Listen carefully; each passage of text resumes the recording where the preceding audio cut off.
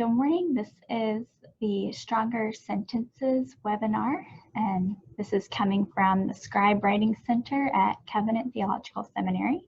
And my name's Stephanie, and I'll be going through this workshop with you. So today we're going to look at a few aspects of sentences to give us some ideas for revising and creating stronger sentences. So the three main parts that we're going to look at are conciseness, verbs, and structure. So, and I should mention quickly that if you are listening in, you can type questions into the Zoom chat box, and we can hopefully get to some of those at the end. So conciseness, verbs, and structure. So to start with conciseness, you can kind of think of this as loving your neighbor, in this case your reader, by getting to the point. So as we're writing or we're trying to explain our ideas, it's easy to sort of pile on words into our sentences, and that can weaken them. It can distract from what we're really trying to get across. So a lot of conciseness is looking at our sentences and trying to determine, okay, maybe this is a little roundabout, or I might have some extra words in here that aren't really adding to the meaning of my sentence. So I have an example here of a sentence that could be revised for conciseness. So I'll just read it for us so we can get an ear for that. Says, even though David speaks of himself as someone who could value everyone regardless of skin color, the group process reveals his tendency to withhold empathy, in particular when someone shares how he experiences injustice because of the racial prejudice perpetrated by whites. So one thing I'll just point out is when you're trying to revise for conciseness, a good first step is read the sentence aloud, because you may not notice some of the issues when you're just looking at it on the screen. So here I have a revised version. It could still use some work, but I'll just point out that one thing that I tried to do was take phrases that have multiple words, but are really just trying to say one thing, and think about, is there a way I could say that with just one word or maybe two words? So in the orange, I had speaks of himself as someone. Maybe one word for that would be self-identifies, right? Another place could be everyone regardless of skin color. I kind of realized that could maybe be encapsulated with racially. So you can see that process of just trying to look for a more specific word that could replace longer, clunkier phrases. Toward the second part of the sentence, I've got the word or the phrase in particular in bold there. And I realized that that wasn't really adding any meaning to the sentence, especially because I also have the word when, right? So it's already clear that I'm talking about certain moments. So I don't really need to say in particular. Another thing was I had the one word someone in red there, but that's not very specific. So it would actually be better to go ahead and use two words there and say who I'm talking about, group members. And then in the purple at the end of the sentence, really again, just looking for words that don't add any new ideas to my sentence that are already covered by some other word in the sentence. For example, if there's people are experiencing racial prejudice, I think the idea of injustice is already implied, so I probably don't need to have that there. Another thing that I did in that purple section was I originally had the racial prejudice perpetrated by whites. And one thing that can help with conciseness is really trying to cut down on those passive construction. So that's where you say something was done by someone. It's best if you can flip that around and say, this person did this. That usually is less wordy, more active and direct. Okay, so as we keep going here, let me make sure my video is working, but if you have questions as we go, again, you can type those into the chat box.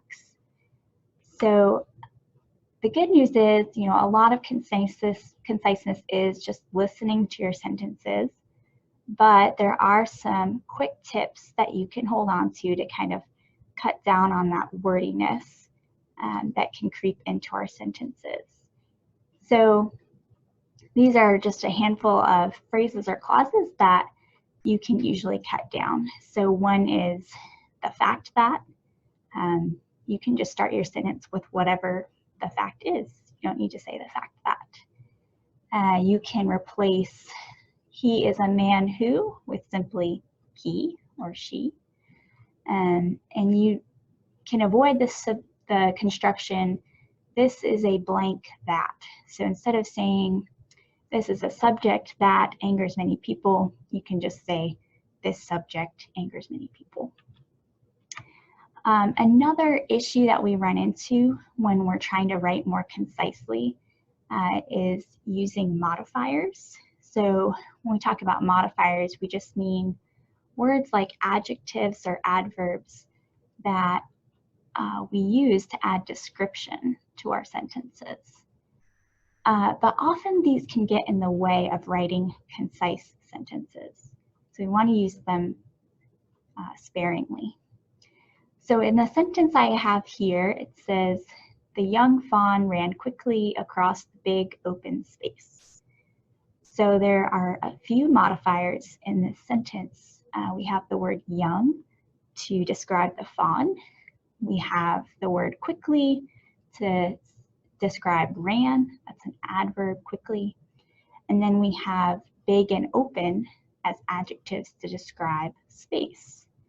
So the writer, I've tried to be descriptive here using these modifiers, but when I look at this next sentence, the fawn darted across the meadow, you could argue that this sentence is more concise, but it's actually more descriptive and specific too. So instead of using lots of describing words in my sentence, I tried to be more careful about what nouns and verbs I used. So if I say darted instead of ran, that's a more vivid verb already. And I don't really need to say quickly anymore. And if I choose the noun meadow, then that's better than a space, right? So you might also notice that you don't really need the word young to describe a fawn. Okay, so these are also some other words that are modifiers that creep into our writing, and we kind of use them to try to cut down our point a little bit, maybe soften it when we say things like rather or somewhat, or we're trying to be very emphatic when we say things like highly or particularly. And I would say keep these words in mind and see if you can take them out. And if you take them out and realize they didn't add very much, you don't need them. Okay. So next we're going to get into our verbs of our sentences. And so it's helpful if you can picture your verbs as doing the heavy lifting in your sentence. One thing that gets in the way of that is when we're writing, it's very common to start using what we call dead verbs. And they're dead because often these verbs don't carry much of a sense of action. So be, which we see as is, are, was, were, will be, cause, have, make. Those are all over our writing a lot of the time. So one solution to cut these dead verbs is we'll take it away and then look for a noun or other word in the sentence that you realize is actually carrying the weight of the main action in the sentence. So let's look at some examples. Toward the middle of the slide, we have the sentence, "It will be difficult for them to understand the consequences." So I notice my dead verb will be, and that's not an action, right? It's just being. So I have to use the word difficult to say what's happening. So if I know that difficult is really where the action is, I'll want to think of an action word, a verb, that means to be difficult, right? So in this case, we tried, "They will struggle to understand the consequences." So that was one way to get rid of to be. In the bottom two sentences, first we have, "If teachers over-affirm students, this may cause a dependence on teacher feedback." So the dead verb there is cause. And one reason it's a dead verb is that when you start a sentence with if, you're already implying that what follows is a result, right? So you don't necessarily need to say cause.